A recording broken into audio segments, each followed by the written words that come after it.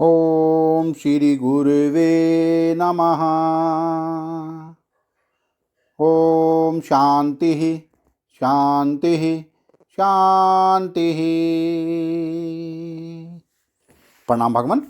भगवान योग वासिष्ठ महारामायण से निर्वाण प्रकरण उत्तरार्ध और सर्ग नंबर 14 से 15 लेते हैं भगवान, जिसमें शीर्षक है इंद्र कुल में उत्पन्न हुए एक इंद्र का विचार दृष्टि से परमात्म तत्व का साक्षात्कार करके स्त्रीलोकी के इंद्र पर प्रतिष्ठित होना तथा अहम भावना के निर्वृत्त होने से संसार भ्रम के मूल उच्छेदन का कथन। भूषुण जी कहते हैं, विद्याधर, पहले जिनकी चर्चा की गई है उन्हीं इंद्र के कुल में कोई उत्तम गुणों से संपन्न कांतिमान बालक उत्पन्न हुआ, जो देवराज के पद पर प्रतिष्ठित हुआ। कुछ काल के पश्चात बृहस्पति के उपदेश से उन इंद्र के उस वंशज को आत्म तत्व का साक्षात्कार कराने वाला ज्ञान प्राप्त हुआ। फिर तो उसे जानने योग्य आत्म तत्व का ज्ञान हो गया।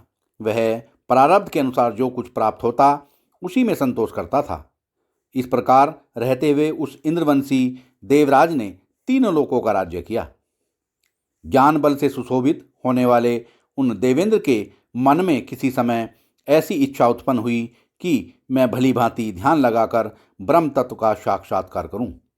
ऐसा विचार कर वे एकांत में बैठ गए और बाहर भीतर के संपूर्ण विक्षेपों से रहित शांत चित्त हो ध्यान समाधि लगाकर पर ब्रह्म के स्वरूप को विचार दृष्टि से देखने लगे।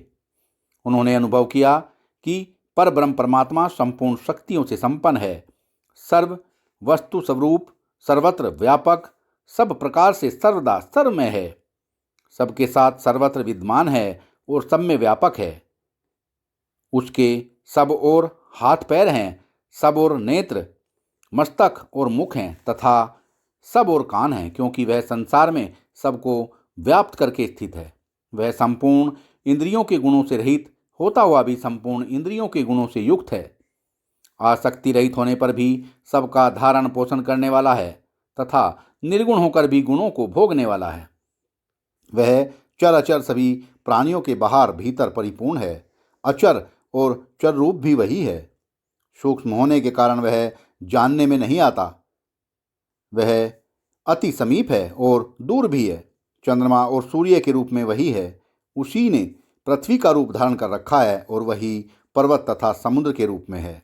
वह सर्वत्र सारभूत एवं गुरु है। वही आकाश रूप से विद्यमान है। सर्वत्र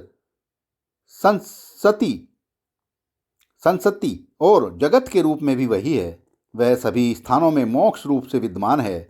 सभी जगह वह चिन्मय तत्व रूप से स्थित है। वह सर्वत्र सभी पदार्थों के रूप में है और वास्तव में सब ओर से सबसे रहित है। इस प्रकार परम बुद्धिमान और उदार चित्त उस इंद्र ने देर तक ध्यान लगाकर संपूर्ण ब्रह्मांड को एकमात्र परमात्मा में स्थित देखते हुए हम लोगों के द्वारा अनुभव में लाए जाने वाले इस जगत का भी अवलोकन किया।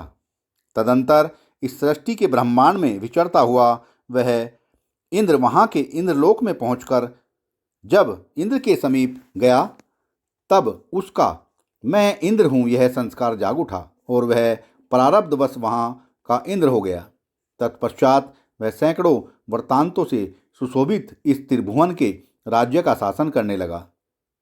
त्रस रेणु के उदर में निवास करने वाला जैसे यह परम कांतिमान तथा इंद्र कुल में उत्पन्न हुआ इंद्र बताया गया है, वैसे ही इधर उधर ऐसे व्यवहार वाले लाखों इंद्र इस चेतन आकाश में हो चुके हैं और मौजूद हैं। वाह भगवान वाह।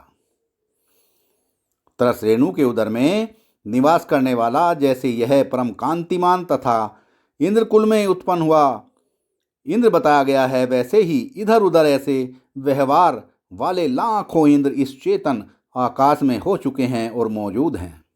विद्याधर, तुम यह अच्छी तरह समझ लो कि जगत अहंकार का कार्य है। अहंकार के भीतर जगत कल्पित है और जगत के अंदर अहंकार व्याप्त है। जो पुरुष संकल्प शून्यता रूप ज्ञान से जगत के बीजभूत अहम भाव का मार्जन कर देता है, उसने मानो जगत रूपी मल को जल के द्वारा ही पूर्ण रूप से धो डाला है। अतः विद्याधर अहंता नाम की कोई वस्तु कहीं नहीं है। वह अवास्तविक होने के कारण खरगोश के सींग की भांति असत एवं बिना कारण के ही प्रकट हुई है। सत्संग को विराम देते हैं भगवान। प्रणाम भगवान।